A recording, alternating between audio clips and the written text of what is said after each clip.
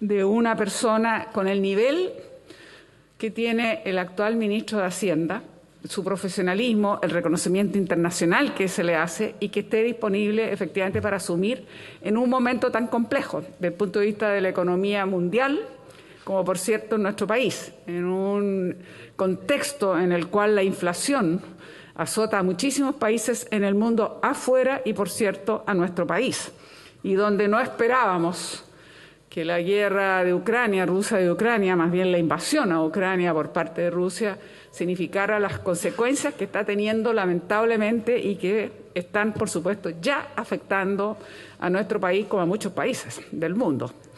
Y más allá de la solidaridad con las víctimas, particularmente mujeres, niños y niñas, que evidentemente afecta ver ese horror, también queremos decir que es muy doloroso ver lo que ya comenzó a pasar en términos de cómo se ha ido subiendo ciertos precios y particularmente uno que afecta muchísimo, un producto final que afecta muchísimo nuestra canasta de alimentos y que va a afectar mucho a nuestra familia, que ya está afectando, y por cierto estoy hablando especialmente del pan, que es como un insumo básico en nuestras familias y que ya la gente está teniendo enormes dificultades.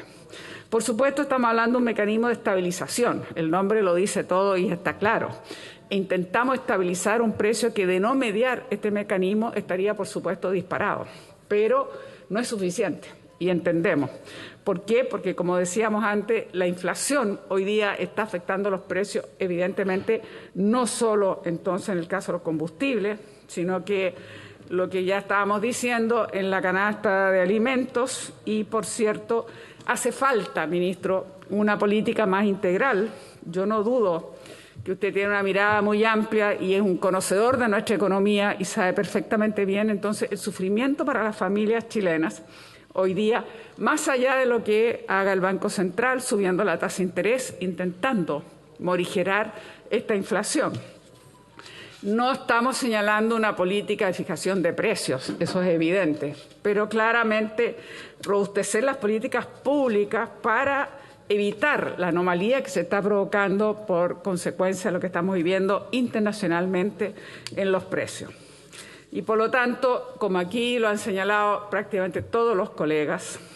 es evidente que este mecanismo del MEPCO abarca solamente, como aquí se ha señalado, a los combustibles, al petróleo o gas para vehículos. Pero creo que tenemos que ver la forma de tener un instrumento o incorporar el MEPCO precios de parafina y dar una solución al gas, que ya estamos llegando a justamente el inicio del otoño, vamos a llegar dentro de poco al invierno y no resiste tanto la parafina como el gas, que son tremendamente usados por nuestras familias. Tenemos que analizar a fondo las alzas del precio del gas licuado. Ministro, hemos visto hoy día mismo, se expresaron los alcaldes por el gas a precio justo, que incluso vinieron al Congreso. Es una asociación de los alcaldes muy transversal y lo único que están haciendo es instar que se tramite la ley para que ya sea que los municipios puedan distribuir el gas o bien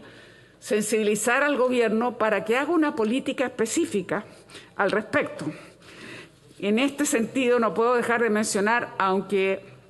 me aleje específicamente del Fondo de Estabilización, lo que dijo la Fiscalía Nacional Económica cuando evacuó su primer informe preliminar del estudio del mercado de gas, donde indicó que la intensidad competitiva del gas licuado de petróleo en Chile y que es muy baja y que el riesgo, por lo tanto, de coordinación entre los competidores es alto.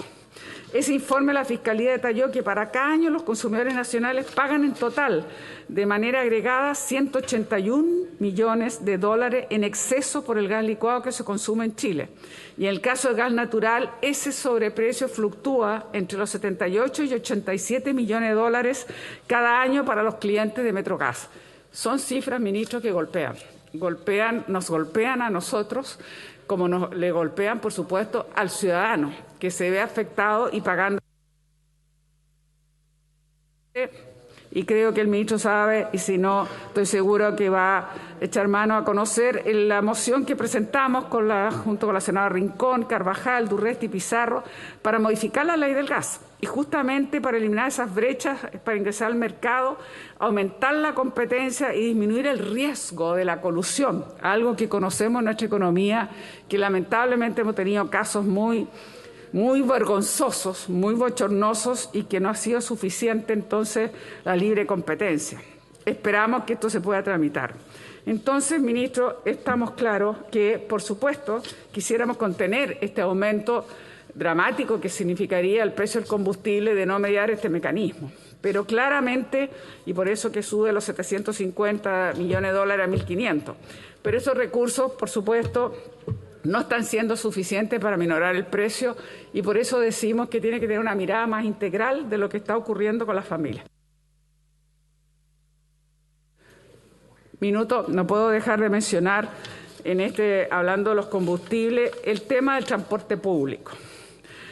Es evidente que requiere mejoras. Representando a la región de Valparaíso y el Gran Valparaíso tenemos un tremendo problema en relación no solo al flujo, sino a la cobertura del transporte, que nos ha llevado incluso a oficiar el Ministerio del Transporte. Algo más tenemos que hacer para incentivar ese transporte público, pero también para ver manera que podamos salir adelante. Y finalmente, por cierto, ministro, yo sé que formando parte de esta mirada más integral que uno espera, es evidente que tenemos que avanzar en lo que tiene que ser esa reactivación económica, particularmente sectores de turismo, gastronomía, que están en el suelo en la región de Valparaíso y que necesitamos, que es tremendamente necesario e importante, también ese apoyo a los pymes, que no lo logramos en el gobierno pasado, sino muy al final y parcialmente. Yo tengo la esperanza, ministro, que vamos a tener herramientas mucho más para apoyar esos sectores particularmente golpeados con la pandemia. Así que apoyamos, por supuesto, este proyecto, saludamos al ministro y tenemos esperanza y confianza que podremos tener esa mirada integral que nos ayude a todos en esa reactivación que estamos esperando. Muchas gracias.